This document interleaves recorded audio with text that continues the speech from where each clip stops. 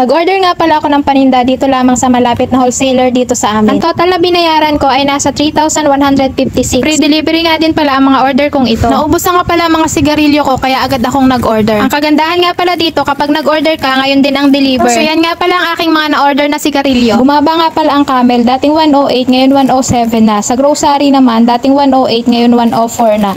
Tapos kumuha din ako dyan ng 3 kahang Fortune, 3 kahang Mighty, at 2 kaha lamang na Marlboro. Nag-order nga din pala ako dyan ng Milo, tapos siyang Big Boy. So lagi akong umu-order niyan kasi mabenta talaga yan dito sa tindahan ko. Lagi nga din palang ubos sa akin ng ice pop, kaya ayan, umorder ulit ako ng 3. So ibang ice pop yung dumating sa akin. Yan yung 10 pieces yung isa. So ayan, bago. So 32.50 yung puhunan yan. So 10 pieces. So 5 pesos din yung aking benta dyan. Ang lagi ko nga palang in-order ay ang Frosty Ice Pop. So yan ay tig pa 5 pesos din naman. Ang Frosty Ice Pop pala ay nasa 8 pieces lang. Tapos ang puhunan niya ay nasa 23. Tapos yung isang ice pop ay 10 pieces. So mas mataas ang puhunan niya, nasa 32.50. So ayan yung kanyang price. Kaya pala mas mababa yung ice pop kasi 8 pieces lang. So ayos din naman yung tubo at talagang mabenta ngayon yan sa mga bata. So ganun yung gawin natin habang mabenta sa mga bata, bilhin natin ang bilhin kasi gawa sa init ng panahon. Umorder nga din pala ako niyang Diatabs, 4 na piraso lang. So ang benta ko dyan ay 11 pesos ang isa. Umorder nga din pala ako ng 3 dingdong na malaki. So yan ay tig 23 pesos. Tapos 3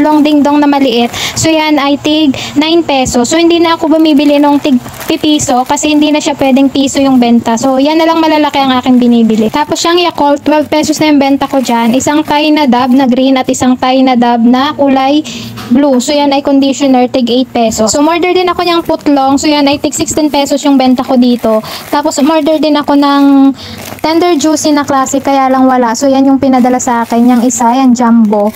So Pinoy jumbo ba yan na hotdog. So yan ay tig 13 pesos yung aking benta. So mabenta rin sa akin yung mga frozen foods kaya nagbebenta rin ako dito sa aking tindahan. Umorder nga pala ulit ako ng pangmalakasang Jolly. So talaga namang yan ay napakabenta ng Jolly. So yung isang box ay 71 pesos. Malaki-laki nga din pala ang tubo dyan kasi kapag naubos yan, ang mapagbebentahan ay 120 pesos. So ang puhunan ay 71. So may tubo tayo na 49 pesos. So ayan, 10, 20, 30, 40, 50, 60. So 6 na balot yan, 2 ang benta ko sa isa. So ayan yung resibo ko, 71 pesos yung isang box ng Jolly. So ayan, lagi ko rin binibili kasi mabenta. Order nga din pala ako ng soft drink. So yan yung mga pangmalakasan ngayong mga mabebenta kasi talagang sa init ng panahon ay laging binibili nila. Tapos isang case lang ulit na Red Horse. Tapos ayan, nagpa-deliver din ako ng tubig. So yung tubig dito ay 25 yung puhunan. So 30 pesos yung aking benta. Marami na nga rin pala akong mga chicherya na naubos. So ayan yung aking mga chicherya. So yan na lamang. So nag-order na rin naman ako kay grocery at kay tindahang tapat.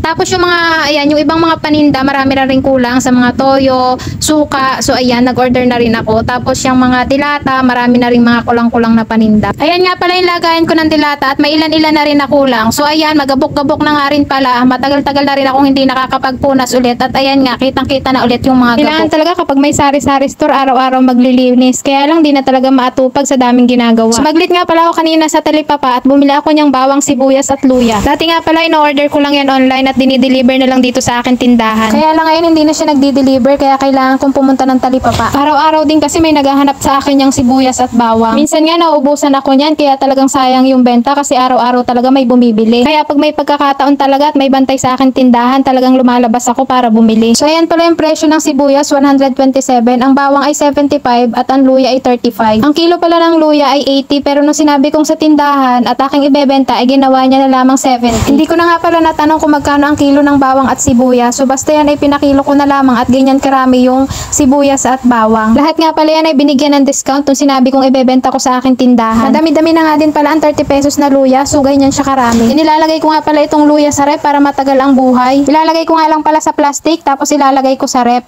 At talaga naman yung luya ay fresh na fresh pa. Nilagyan ko na nga din pala yan ng price para hindi ko makalimutan. Yung bawat sanga-sanga.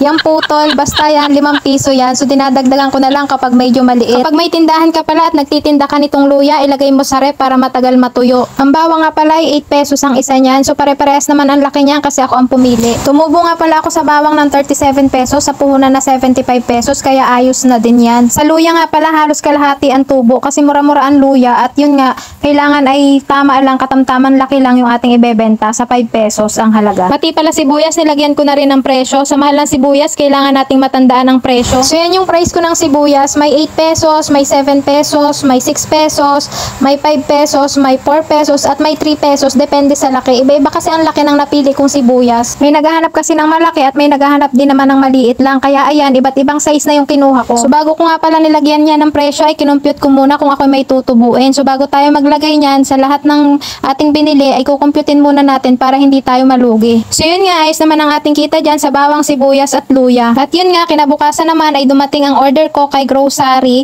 So ay bali yan ay 2 box lang. Tapos dumaan din yung aking nagdi-deliver ng mga paminta, tapos yung nirepack na chlorine at nirepack na mani. 120 nga pala lahat ang puhunan ko dyan sa mani, paminta at chlorine. 8 tay ang kinuha kong paminta at ang puhunan doon ay 40 pesos at ang tubo ay 40 pesos din. So sa chlorine naman ay 20 pesos lang yung kinuha ko, 20 pesos din ang tubo. Sa mani naman, 2 tay, 40 pesos yung aking tubo. Kaya kapag naubos lahat yan, ang magiging tubo ko ay 100 pesos. Yan nga pala ang total lang na order ko kay grocery, nasa 1,936. Dahil naubos ko ulit ang aking grow coins, kaya nakagamit ulit ako ng ilista. Kaya ayan, nakabayad ako ng 200 pesos para sa ilista. Buksan muna natin itong unang box na order ko kay grocery. So ayan yung mga laman ulit. So yun at yun pa din yung aking mga ino-order kasi yun yung mga nauubos na aking mga paninda. So yung Bear Brand Swak, tapos yung Manghuan, Clover. So ayan, yan kasi yung mga mabibenta dito sa akin tindahan, kaya paulit-ulit ko yung mga binibili. So ganyan lang ang gawa ko kapag may naubos na paninda, order agad kay grocery. So yung pinagbentahan ko ngayon kinabukasan ay pambayad ko naman. Kaya yung kanta ni Sarah Geronimo, paikot-ikot lang. Ayun, naisingit pa nga yung kanta ni Sarah.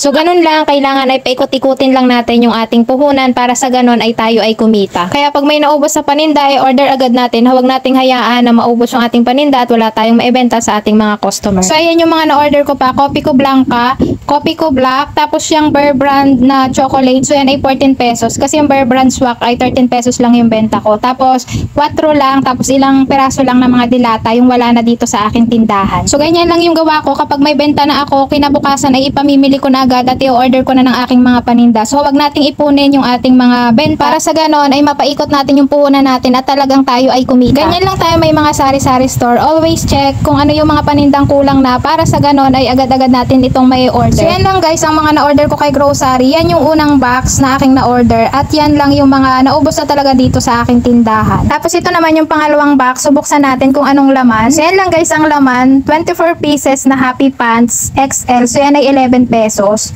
So diba ang ganda pa ng box ni grocery, ang tibay. Tapos 2 lang yung laman yan. So talagang ibinax pa nila at safe na safe yung ating paninda. Tapos isang tie na Colgate. So may free pang isa. 12 pieces yan. Free yung isa. 11 pesos yung benta. So yan guys, hanggang dito na lang yung vlog ko. Kung nagustuhan nyo po, please like, subscribe to my YouTube channel and pakiclick na rin po ang notification bell para updated po kayo sa mga bagong videos na aking i-upload. Thank you very much po. Happy selling mga kasari. Bye-bye.